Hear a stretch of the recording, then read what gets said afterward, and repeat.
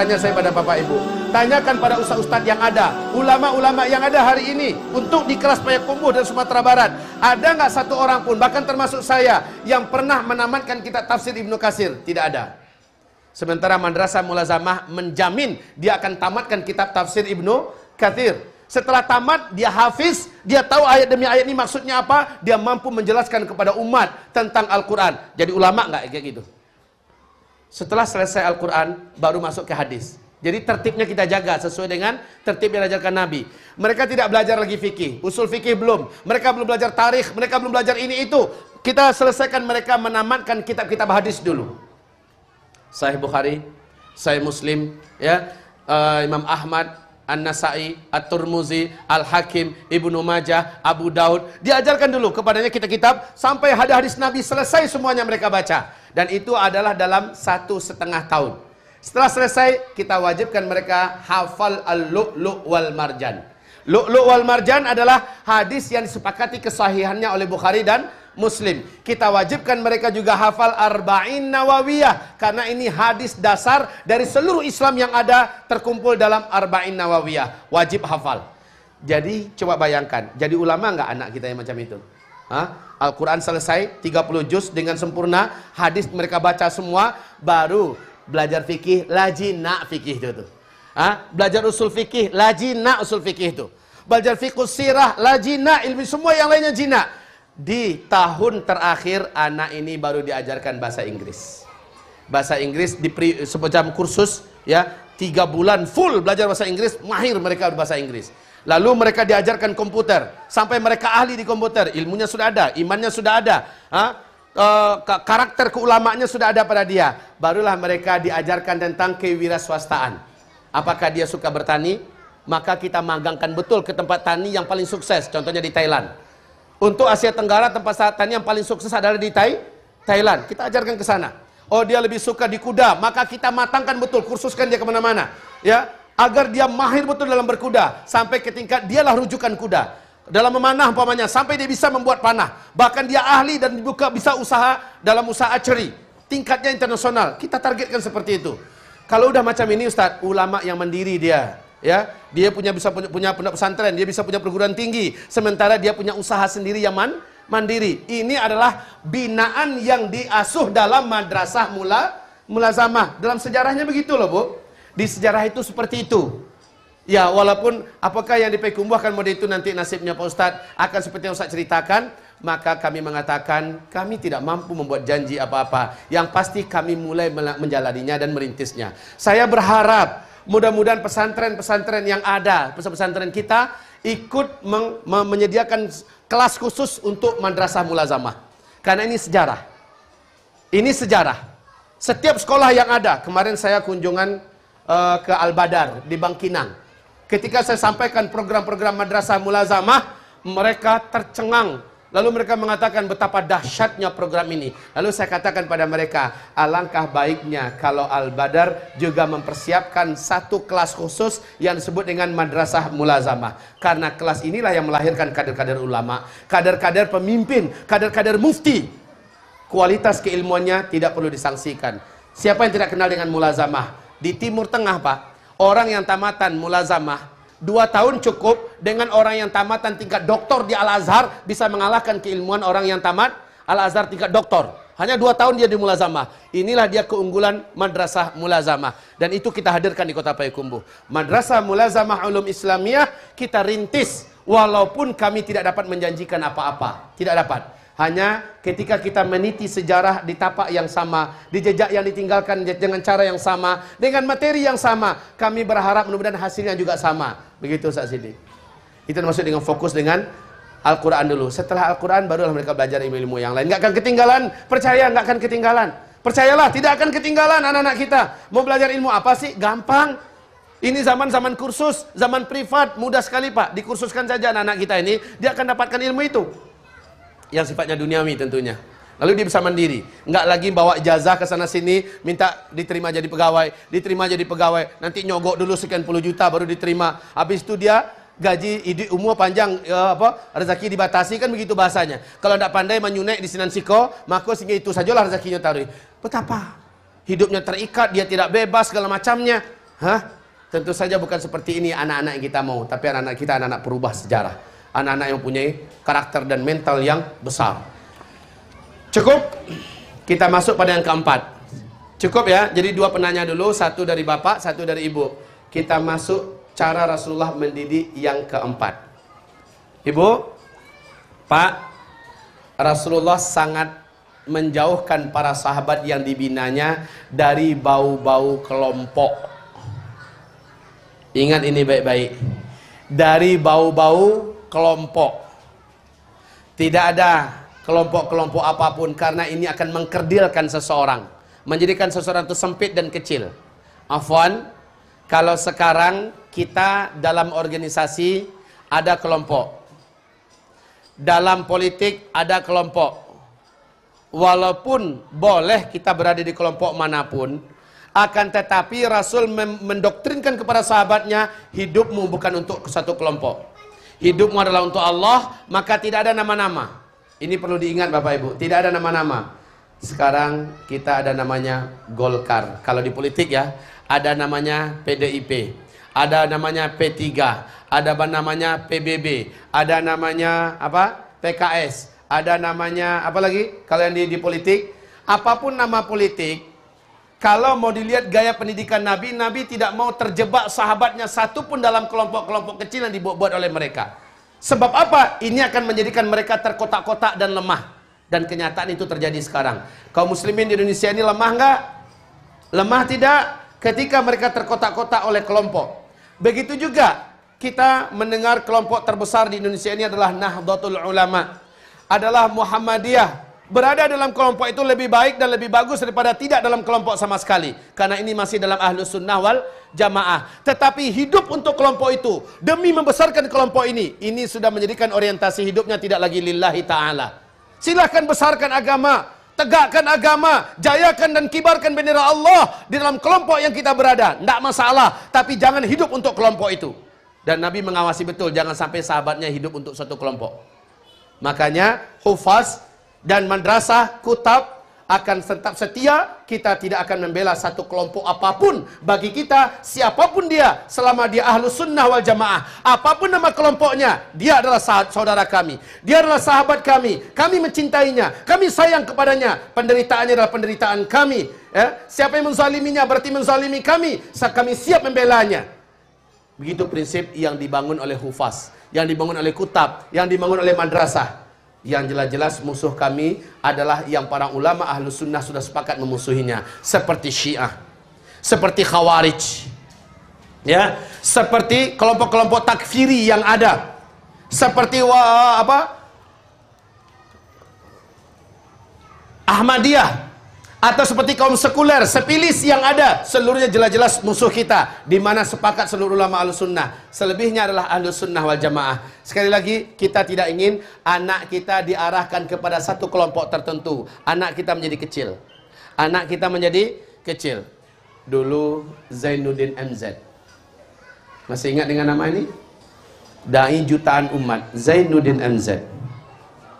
Se-Indonesia menyambutnya, menerimanya, satu Indonesia. Tapi ketika beliau terjebak dalam perangkap politik ya, beliau mendirikan partai apa namanya? PBR, Partai Bintang Reformasi. Ketika beliau mendirikan itu, langsung jatuh nama baiknya. Orang-orang yang dari berlintas partai dulu yang mau mendengarkan ceramahnya antipati kepadanya. Dia tidak sampai kepada tingkat yang dicita-citakan, sementara dakwahnya sudah langsung terbatas. Yang mau mendengar hanyalah orang-orang yang ada dalam partai itu saja. Betapa memprihatinkan, dan ini yang tidak boleh terjadi pada anak-anak kita dan bahkan kita, Pak. Silahkan kita cintai saudara-saudara muslim kita yang ada di Golkar, saudara muslim kita yang ada di PKS, saudara muslim kita cintai mereka semua. Tapi kita tidak akan hidup untuk apa yang sedang dibuat itu. Kita tidak akan hidup untuk itu. Kita hanya hidup untuk Allah. Selama PKS bergerak untuk agama Allah, bidang apa yang bisa kita ikut serta di situ, kita ikut serta tanpa membesarkan nama PKS-nya, tanpa membesarkan nama PBB-nya, tanpa membesarkan, tapi besarkan Allah Subhanahu wa taala. Bu, anak-anak kita didik dari sekarang, bahkan ibu juga begitu.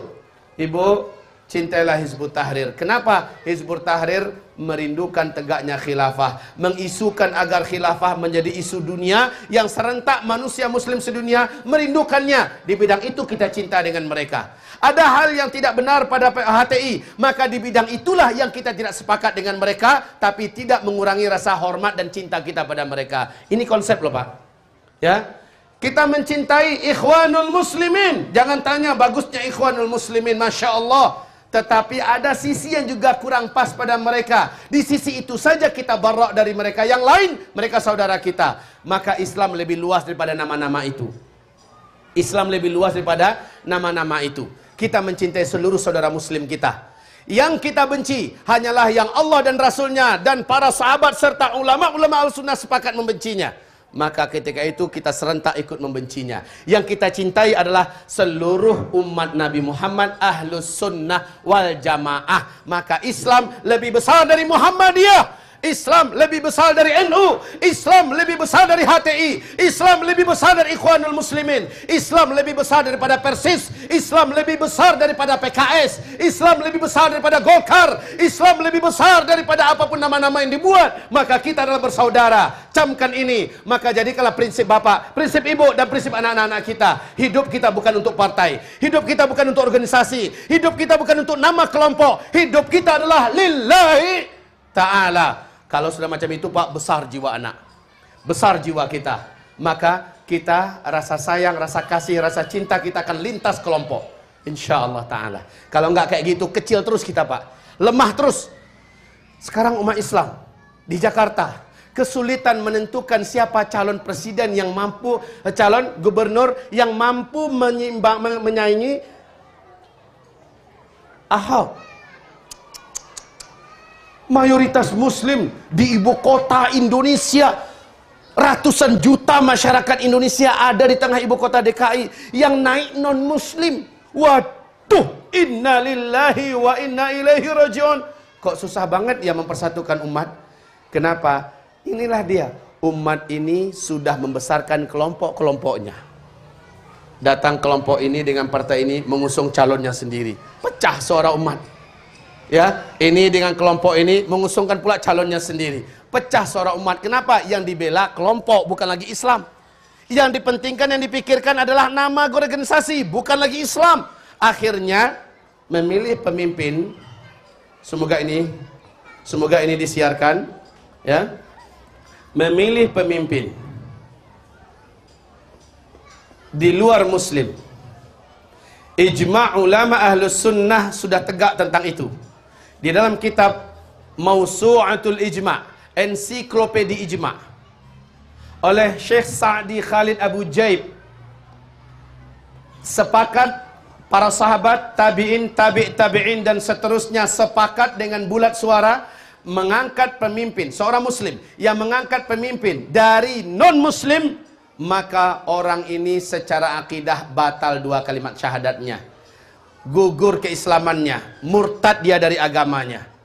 Dalilnya adalah Al-Quran surat Al-Ma'idah ayat 51 sampai 54. Allah katakan kafir, murtad siapapun seorang muslim mengangkat non-muslim sebagai pemimpinnya.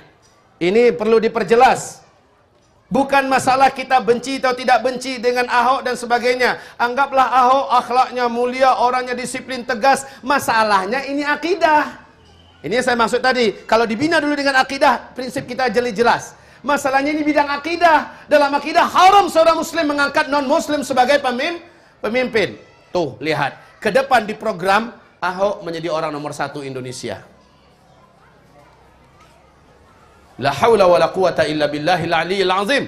Wallahi bapak, ibu saya akan dituntut dan ditanya pada hari kiamat. Ini akibat apa umat menjadi lemah? Karena mereka sibuk membesarkan nama kelompok masing-masing. Karena mereka sibuk membesarkan nama organisasi masing-masing. Karena mereka memikirkan partai masing-masing. Bukan Islam yang mereka pikirkan. Bukan nasib status akidah mereka di mata Allah yang mereka pikirkan. Dan bertobatlah kepada Allah. Wahai anda para politisi dimanapun berada. Taubatlah kepada Allah. Allah akan minta pertanggungjawaban kita. Seandainya naik adalah orang kafir di atas kepemimpinan untuk orang-orang Islam. berhentilah kepada Allah, taubatlah kepada Allah, berhentilah kalian mempermainkan syariat Allah. Allah Subhanahu wa taala pasti akan menuntut setiap kita. Kenapa kita memilih mereka?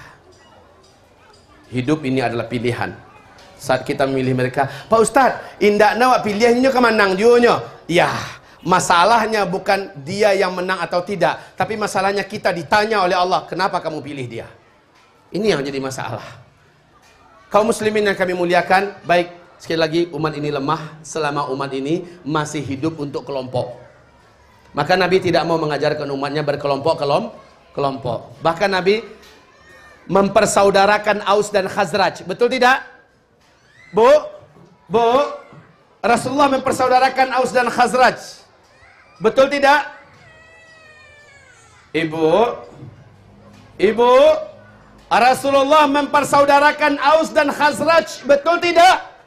Aus nama satu kelompok, Khazraj nama satu kelompok, dihapus oleh Rasulullah. Kalian bersaudara, kalian sekarang adalah Muhajirin dan Ansar. Lalu turun ayat, Muhajirin dan Ansar adalah manusia-manusia teragung, termulia di muka bumi ini sampai hari kiamat. Dan Allah perintahkan kita untuk meniru mereka, melebur menjadi satu kekuatan utuh, umat Islam, ummatan wahidah, umat yang tunggal, umat yang satu. Jadi kalau ingin membina generasi, binalah mereka tidak fanatik kepada kelompok, tidak fanatik kepada kelompok. Hufaz tidak fanatik pada kelompok. Madrasah mulazamah kutab tidak akan membawa fanatik pada kelompok. Kelompok kami cuma satu, Islam. Maka seluruh umat Ahlus Sunnah wal Jamaah itulah kelompok kami. Apapun nama kelompoknya, dia adalah saudara kami. Dan kami tidak akan mau membesarkan nama-nama melebihi daripada Islam itu sendiri. Ini prinsip kita. Baik, untuk yang keempat ini yang menjadikan suara para sahabat itu bulat. Kekuatan mereka menjadi bulat. Dan demi Allah, Allah menyebutkan di dalam surat Syura, ternyata berkelompok-kelompok dapat mendatangkan kemurkaan dan kemarahan Allah Subhanahu wa taala dan bisa menjadikan kamu menjadi lemah. La haula wala quwata illa billah. Untuk yang keempat, cara membina anak, jangan ajarkan dia fanatik kepada nama, kepada kelompok, kecuali hanya fanatik kepada Islam, kepada pembawa Islam itu Rasulullah SAW. Perintahkan fanatik pada mereka. Ajarkan diri kita, ajarkan anak-anak kita, jangan fanatik pada kelompok, tapi kita mencintai seluruh kelompok yang orang-orangnya adalah Ahlus Sunnah wal Jamaah. Bapak, Ibu yang kami muliakan, di berbagai ceramah saya dan bahkan di YouTube ada ceramah itu berbunyi bahwa kalau meniru gaya hidup para sahabat, sahabat itu tidak pernah lepas dari jamaah. Luzumul jamaah adalah ciri khas para sahabat yang keempat. Sahabat itu punya ciri khas 5. Di mana guru Imam Syafi'i mengatakan, kalau kamu ingin meniru sahabat, mulailah tiru dari yang 5 ini. Yang keempatnya adalah luzumul jamaah, komitmen dan setia senantiasa berada di tengah-tengah jamaah, selalu berjamaah. Jamaah yang dimaksud di sini adalah jamaatul muslimin, yaitu khilafah Islamiyah yang ada khalifahnya. Sekarang ketika khilafah ini sudah bubar, tanggal 3 bulan Maret 1924, runtuhnya khilafah Islamiyah Al-Utsmani di Turki, maka bubar khilafah. Jamaah muslimin sudah tidak ada. Yang adalah jamaah min jamaatil muslimin, kelompok di dalam tubuh kaum muslimin. Selama mereka masih termasuk dalam firqatun najiyah, kelompok Ahlus Sunnah wal Jamaah yang selamat, Nabi kan mengatakan, umat saya nanti di akhir zaman terpecah menjadi 73 kelompok. 72-nya dalam neraka semua, satu yang dalam surga. Yang dalam surga inilah Ahlus Sunnah wal Jamaah. Nah, dalam Ahlus Sunnah wal Jamaah ini ada nama-nama kelompok bermunculan, seperti Muhammadiyah, seperti Nahdlatul Ulama, ya, seperti Ikhwanul Muslimin kalau tingkat dunia, atau seperti HTI, atau seperti yang lain-lainnya di Indonesia seperti Wahdah Islamiyah, seperti Hidayatullah dan lain-lainnya. Selama mereka adalah Ahlus Sunnah wal Jamaah yang sudah membentuk suatu kesatuan organisasi, maka mereka adalah salah satu kelompok yang kita harus ada salah satu di antaranya. Begitu ya Bu ya, Bapak? Kita harus ada salah satu di antaranya. Jangan keluar. Ambon lebih rancak tagak surang sebelum khilafah tagak, saya tidak akan gabung dengan apapun. Ini berbahaya. Maka saya anjurkan, tetaplah berada di kelompok manapun. Kelompok yang terbaik adalah yang paling dekat dan paling akrab dengan manhaj sunnah, dengan ahlus sunnah wal jamaah, yang akrab dengan gaya Rasul dan para sahabat. Tapi sekali lagi kaum muslimin, sendirian tanpa ada dalam kelompok itu berbahaya untuk hidup zaman sekarang. Lebih baik ada dalam kelompok itu daripada sama sekali tidak. Yang terbaik di mana di antara seluruh kelompok yang ada, seluruhnya ahlus sunnah wal jamaah baik seluruhnya. Yang terbaik adalah yang paling dekat jaraknya dan manhajnya dengan cara Rasul dan para sahabat, titik. Begitu. Lalu Ustaz, berarti kelompok itu memang ada? Iya, iya ada. Sampai hari kiamat. Bahkan haram kalau kita tidak ada dalam salah satu kelompok. Haram Pak, berbahaya, kita jadi mangsa setan.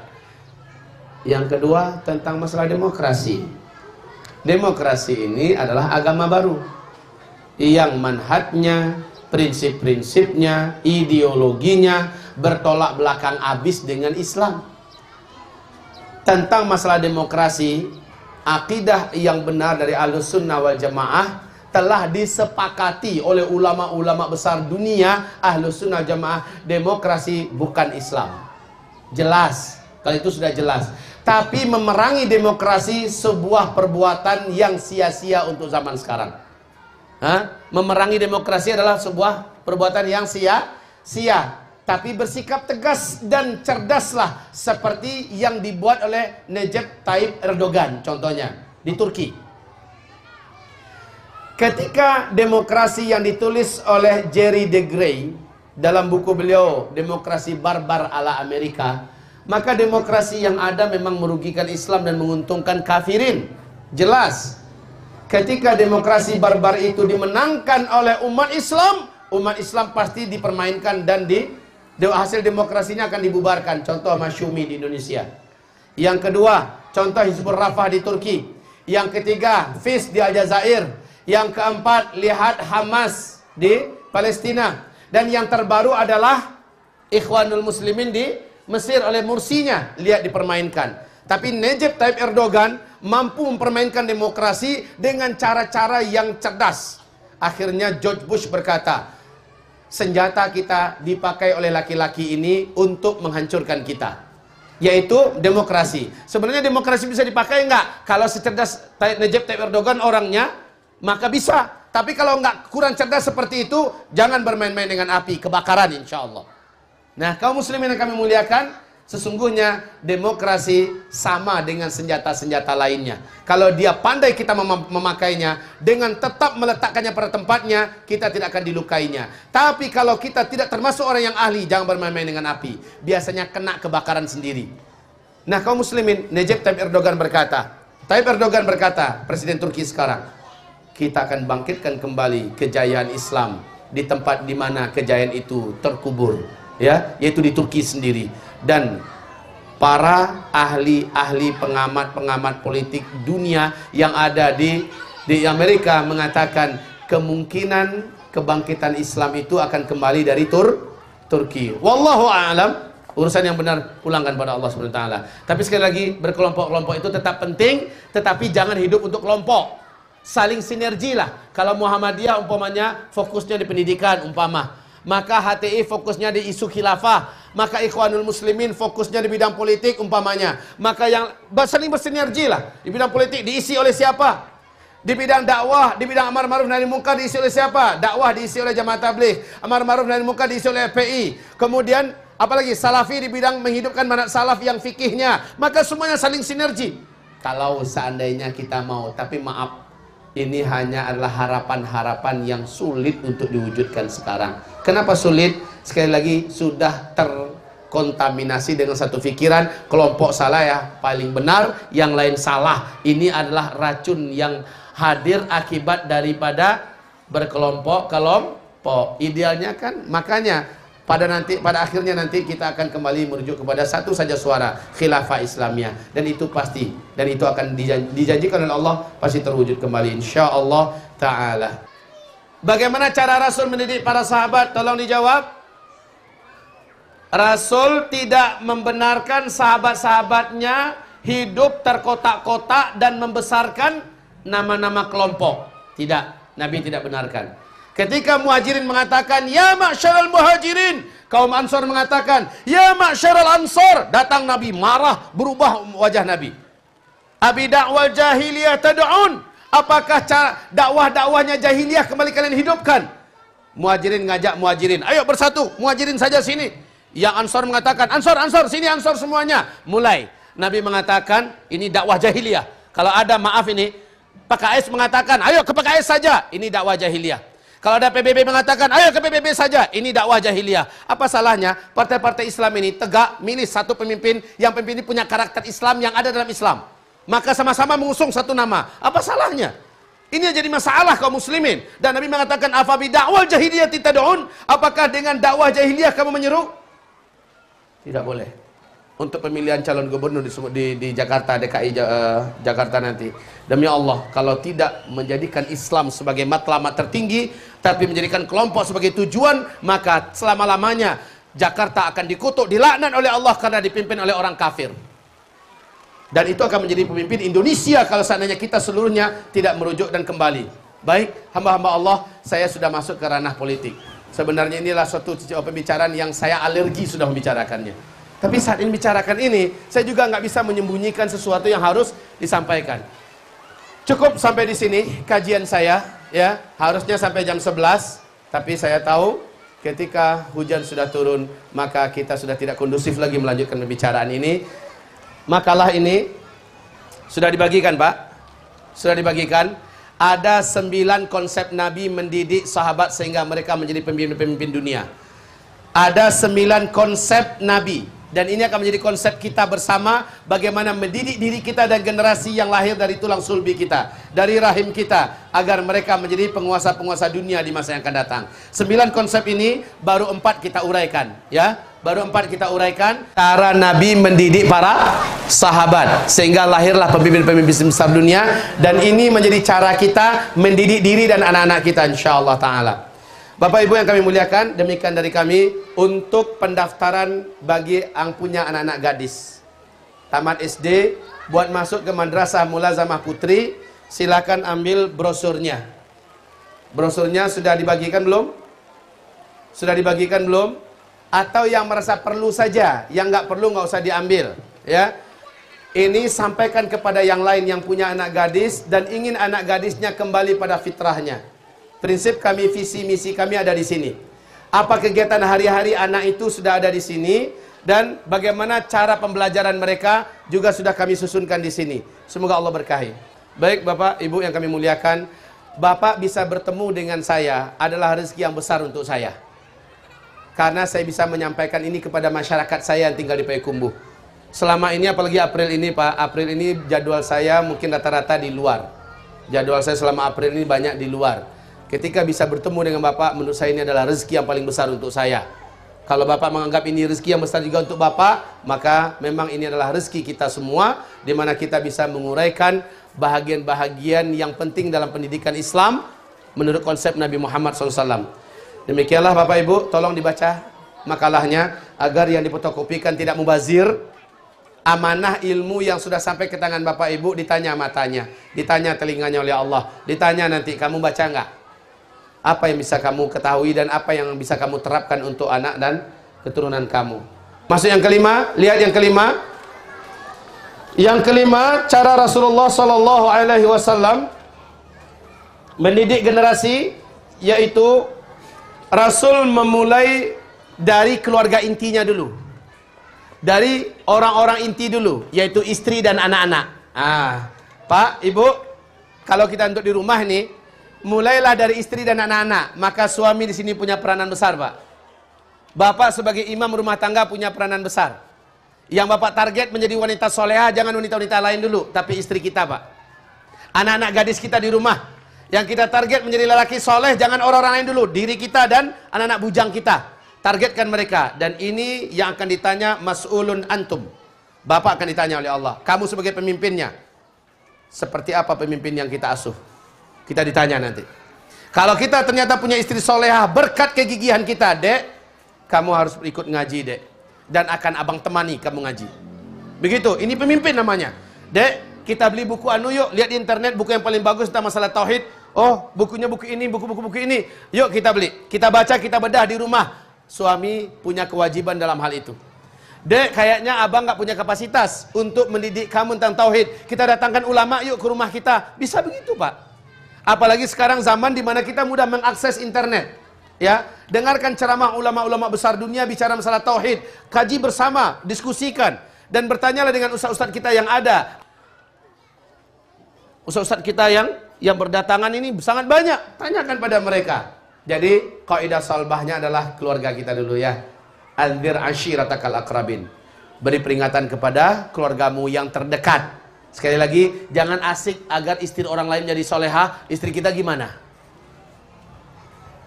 Sorry Pak, tidak sedikit para suami asik didik bini orang lain melalui chatting-chattingan. Kamu harusnya begini. Lah istri ente sendiri gimana? Asik nih para ibu-ibu. Suamiku kurang pandai mendidikku, mas. Wah, sang suami orang itu udah sibuk bulan didik dia. Bininya sendiri tak gimana? Juga mendidik orang lain. Ingat, anaknya dididik enggak? Dirinya sendiri dididik enggak? Yang ditanya itu adalah antum. Istri antum itu antum yang ditanya. Anak-anak kita yang ditanya. Makanya anzir ashiratakal aqrabin. Beri peringatan keluargamu yang terdekat dulu. Kaidah salbahnya mulai dari sana. Kalau itu sudah, insya Allah dah nggak ada salah setan untuk masuk ke tengah-tengah keluarga ini. Semuanya sudah berbekalkan bekalan yang militan. Nah di sini pondasi yang kelima ini, cara Rasul mendidik ini ada jenjang-jenjangnya ya. Lama penggemblengannya berapa lama? Kalau untuk bini seumur hidup sampai selama kita masih jadi istri suaminya, ya Pak. Kalau untuk anak laki-laki kata Rasulullah sampai dia berumur 15 tahun. Kalau untuk anak perempuan sampai kita nikahkan dia dengan lelaki soleh yang bisa melanjutkan pendidikan yang menjadi kewajiban kita. Itu lama pendidikan. Berarti selama masa itu bapak ibu kalau memang nggak punya ilmu minimal masukkan anaknya ke kutab dan lanjutkan ke madrasah di mana kewajiban Al-Qur'annya terpenuhi. Dan oleh karenanya bapak ibu yang masukkan anaknya ke kutab atau ke madrasah, kami buat program lebih ketat daripada masukkan anaknya ke SDIT Hufaz. Apa itu? Orang tuanya wajib terlibat dalam pengilmuan yang sama. Tapi kalau di kutab mengikuti di mana orang tua kami panggil dan ikut mengikuti daurah semacam parenting dan sebagainya. Di madrasah akan lebih ketat. Bisa jadi dalam sebulan kita adakan 2 kali, minimal 1 kali, di mana ada daurah 1 hari, di mana orang tua sekali lagi juga diberikan pembekalan. Dan kami berharap sekolah-sekolah yang lain nanti akan melakukan hal yang sama. Jadi jangan sampai anaknya tahu orang tuanya nggak tahu. Anaknya sudah lebih bermulia akhlaknya, sementara orang tua masih berjalan di tempat. Selanjutnya yang kedua, pembinaan rohani dan mental. Dahulukan anak kita ini dibina rohaninya daripada fisiknya. Ini asik makanan apa yang bergizi, vitamin apa yang bagus, daging apa yang menguatkan, ini ransum ini itu segala macamnya. Rohaninya anak tidak segencar kita memperhatikan fisiknya. Maka pendidikan diutamakan untuk rohaninya dulu, keilmuannya dulu. Ya, pembentukan karakter melalui Islam. Cara yang keenam yaitu memanfaatkan semua potensi. Bu, ibu, di antara anak-anak ibu ada nggak yang kecerdasannya berbeda-beda? Ada yang terlalu cerdas, ada yang nggak on sedikit. Umpama, Pak, di antara anak bapak ada yang fisiknya kuat, ada yang lemah, ada yang sigap bertindak, cepat berbuat, sementara ada yang lamban dan dambin kalau kata orang Padang. Seluruhnya potensi itu. Potensi. Nabi tidak pernah menyia-nyiakan satupun di antara anggota sahabatnya, melainkan seluruh potensi mereka bahkan diangkat oleh Nabi. Ada orang buta nggak pernah dianggap, nggak pernah diacuhkan, ternyata dia yang paling diandalkan Nabi untuk menyelesaikan suatu masalah yang paling besar di mana orang lain nggak bisa menyelesaikan. Inilah dia kejelian Nabi memanfaatkan potensi. Kalau ada anak kita, Pak, anak kita ini agak lamban, hafalannya lemah, ya, kemudian fisiknya juga tidak kuat, penyakitan, pasti dia punya potensi. Ingat itu, Allah menciptakannya nggak sia-sia. Dia bukan menjadi beban, tetapi dia akan menjadi bahagian daripada solusi. Kita orang tua wajib memperhatikan potensi apa yang dimiliki anak saya ini. Lalu arahkan dia, perkuat dia di potensinya itu. Jadikan potensi itu berguna untuk Islam. targetkan, ini anak saya mesti berpotensi untuk Islam. Kan ada di antara orang tua yang sekarang ini terkenal untuk tingkat Indonesia, bahkan Asia Tenggara mulai mengenalnya. Ternyata ada di antara anaknya yang intelijensi anaknya tidak begitu cerdas, tapi anak ini mempunyai kepekaan dan kecintaan dan rasa yang halus tentang hewan, ya. Kemudian dia difokuskan dengan ternak dan dia menjadi. Ini salah satu bentuk, dan dengan ternak itu dia menjadi. Bukankah yang seperti ini adalah potensi? Enggak semua orang punya potensi bisa merawat dan mengembangbiakkan hewan ternak. Ini contoh anak-anak bapak. Jangan sampai anak kita jalannya agak segi begini-begini lalu kita anggap dia tidak punya masa depan. Salah. Bahkan dia pontong pun kakinya, dia pasti punya potensi. Allah ciptakan dia punya kelebihan yang mana orang-orang punya kaki tidak mampu melakukan itu. Begitu Pak. Intinya jangan abaikan apapun dan bagaimanapun keadaan anak kita. Jangan anggap dia tidak berguna. Tapi katakan, kamu dilahirkan ke muka bumi nak, pasti akan berguna untuk Islam. Katakan begitu Pak, motivasinya Islam. Motivasinya Islam. Nah, kamu walaupun kakimu bontong dua-duanya, kamu berpikir gue bisa mencari hidup. Ini salah nih orang tua macam ini. Bukan bagaimana cara mencari hidup, tapi apa yang bisa kamu buat untuk Islam nak? Apa yang menjadikan kamu berarti untuk Islam? Karena ketika Islam motivasi hidupnya, maka dunia akan dijinakkan oleh Allah untuknya. Dan dia akan punya anak buah malah. Insya Allah. Yang ketujuh, karena ini minta singkat, ya disingkatkan saja. Timbanglah kehidupan ini, kehidupan dan nilailah anak-anak kita, istri kita, bahkan diri kita dengan ketakwaan. Ini yang ketujuh. Maksudnya apa?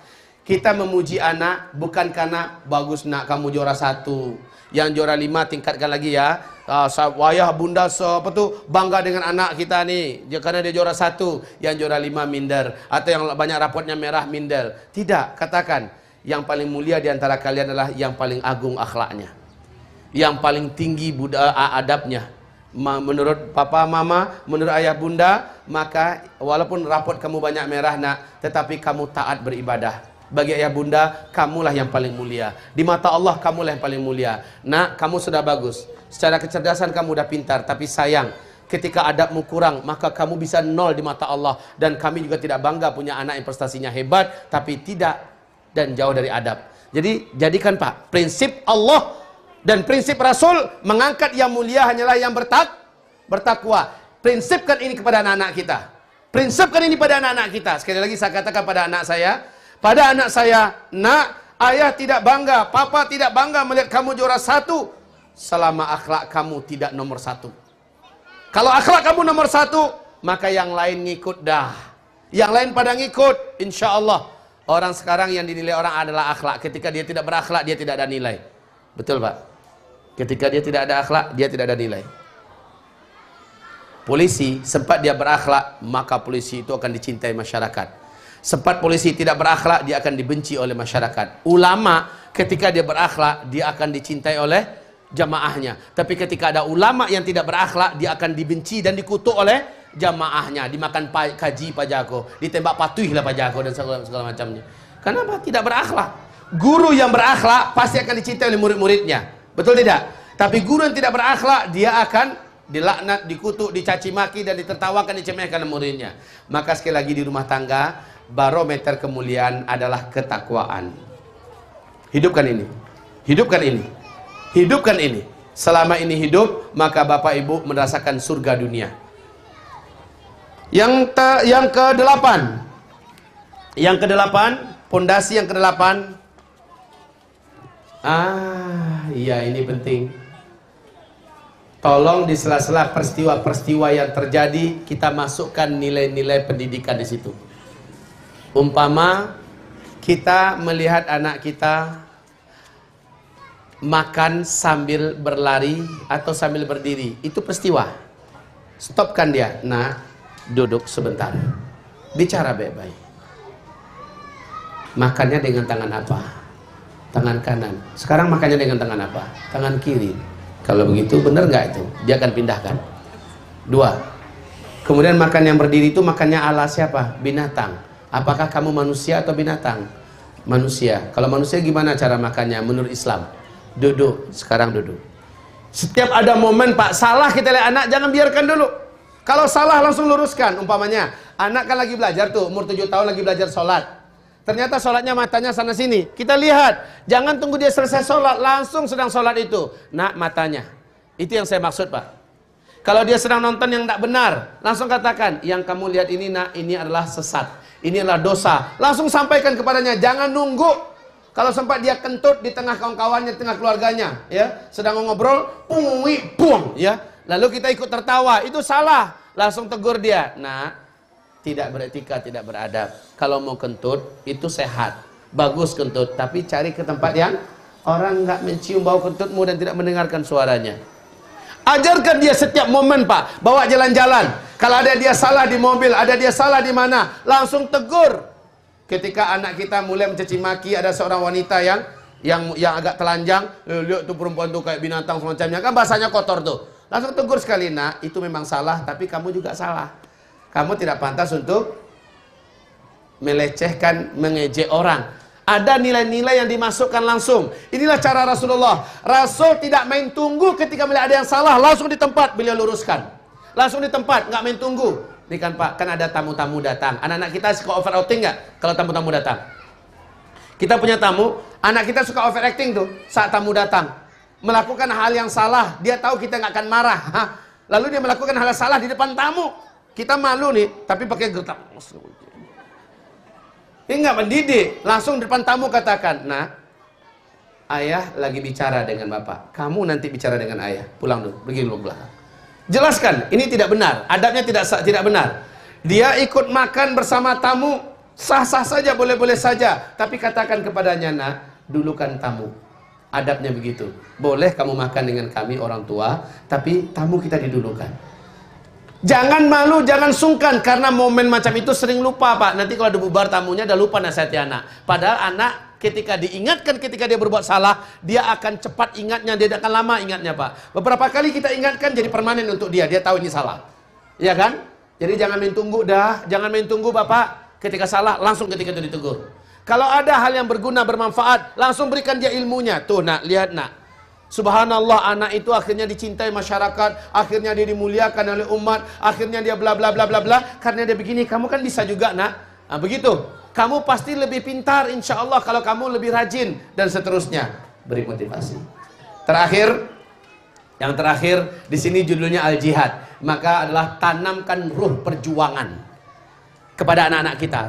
Bacakan sejarah para pahlawan-pahlawan besar yang hebat di medan tempur, yang hebat di medan dakwah, yang hebat di medan ilmu, yang hebat di bidang amar ma'ruf nahi anil munkar. Sampaikan pada anak kita dan tanamkan ruh perjuangan. Anak-anak kita, bahkan diri kita yang tidak ada rasa cinta di dadanya tentang jihad, maka tidak ada iman di dalam dadanya, karena orang beriman mesti cinta jihad. Jihad yang dimaksud sini dalam artian yang luas. Maka tumbuhkan itu pada generasi kita, pada istri kita. Dek, hidup kita ini kan untuk Allah. Hidup untuk Allah dalam artian untuk agama Allah. Sekarang agama Allah sedang lemah, Dek. Kamu punya potensi, kamu ahli di internet. Abang juga punya potensi. Yuk potensi kita ini kita gunakan untuk menguatkan agama Allah. Sekarang hufaz memerlukan orang macam kamu. Dek, coba kamu bantu, apa yang bisa?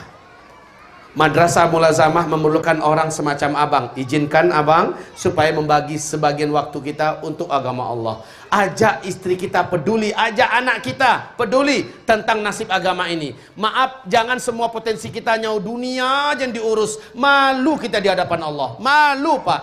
Kita hidup ke dunia bukan untuk mengakih dunia, bukan untuk mencari dunia, tapi hidup untuk ngurus agama Allah, untuk menyembah Allah. Dunia adalah penopang. Kalau agama Allah terlantar sementara dunia kita yang kita buru terus, demi Allah malulah kita di hadapan Allah. Malulah Bapak Ibu. Malulah kita hidup bukan untuk dunia, tapi kita hidup untuk agama Allah. Demikian saja dari saya. Yang benar hanyalah dari Allah, maka yang salah adalah dari syaitan, yang benar adalah dari Rasulnya, yang salah adalah dari diri saya. Allah dan Rasulnya berlepas diri dari setiap kelemahan dan kesalahan yang kami lakukan. Demikian saja, semoga Allah memaafkan kami dan kita semuanya atas segala khilaf dan salah serta khata kita. Nastaghfiruka ya Allah Rabbana, la haula wa la quwata illa billahil aliyil azim. Ada pertanyaan yang mau diajukan dari 3 yang terakhir? Silahkan kalau ada pertanyaan. Waktu kita masih ada sedikit lagi. Penempatan dalil dengan apa yang disampaikan dari Imam Ahmad, tentu saja ada penempatan yang khusus. Ya, ada penempatan yang khusus. Coba lihat. Nabi Muhammad ketika ada anak kecil makan dekatnya dan anak itu mulai menjangkaukan tangannya ke jauh-jauh, apa yang Nabi buat? Saat itu nggak Nabi tegur. Ingat nggak hadisnya? Saat itu nggak Nabi tegur, dipegang oleh Nabi tangannya, kemudian Nabi perintahkan kul mimma yalik, kul biyaminik wa kul mimma yalik. Makanlah dengan tangan kananmu dan makan yang dekat-dekat kamu saja. Padahal itu depan orang banyak loh. Hah? Satu, dua, ada sahabat yang salah. Ketika sahabat itu melakukan yang salah, Nabi langsung menegur. Bukan begitu kata Nabi. Kamu harusnya begini. Kan ada orang Arab Badui masuk ke masjid, Nabi sedang dengan sahabat-sahabat, kencing dari tiang masjid. Ingat nggak ada di sini? Arab Badui ini kencing di tiang masjid, kurang ajar lah itu. Sahabat berdiri, bahkan ada yang mengeluarkan pedangnya saking keselnya. Di masjid kencing, Nabi mengatakan, jangan begitu, jangan begitu caranya. Duduk semuanya. Ambil air kata Nabi, bawa embernya, siramkan ke tempat pipisnya itu jatuh. Ya, kalau seandainya kalian kejar dia, maka terserak-serak ke jambannya itu malah lebih luas tempat jatuhnya kencingnya. Kemudian dia makin jauh dan dia akan benci dengan kita. Maka sahabat-sahabatnya melakukan nasihat Nabi. Lihat, ketika ada yang salah di tempat, Nabi langsung meluruskan. Kemudian Nabi dekati orang Arab Badui itu dan dinasihati baik-baik, lalu orang ini masuk Islam. Gitu loh cara Nabi. Jadi apa yang disampaikan oleh Imam Ahmad itu bukanlah sesuatu yang sifatnya general. Ada yang sifatnya khusus untuk satu kesalahan khusus. Paham? Apalagi untuk pembelajaran yang lain. Silakan, ada yang lain? Bapak Ibu, mendidik adalah kewajiban utama orang tua, dan pekerjaan paling utama itu bukan cari nafkah di luar, tapi mendidik anak. Mencari nafkah hanya untuk bertahan hidup agar lancarnya pendidikan anak kita. Sekali lagi, jadikanlah pendidikan anak adalah suatu kewajiban utama, yang kewajiban ini ada di pundak kita, Pak. Ada di pundak Bapak. Ibu adalah asisten Bapak. Pendidikan utama anak dan keluarga adanya di pundak kita semua. Istri kita adalah asisten. Jangan jadikan pendidikan itu kewajiban istri. Sekolah-sekolah yang ada juga hanya sebagai paringan, tapi kerjaan utama mendidik tetap di kita, Pak. Semoga Allah menjadikan kita, Bapak Ibu semuanya, sebagai bapak-bapak dan ibu-ibu yang dapat berbangga-bangga karena punya anak-anak yang soleh dan bertakwa, para pemimpin-pemimpin umat di masa yang akan datang. Amin. Astaghfirullah, astaghfirullah, astaghfirullah. Subhanakallahumma wa bihamdika asyhadu an la ilaha illa anta astaghfiruka wa atubu ilaik. Wabillahi taufiq wal hidayah. Wassalamu alaikum warahmatullahi wabarakatuh.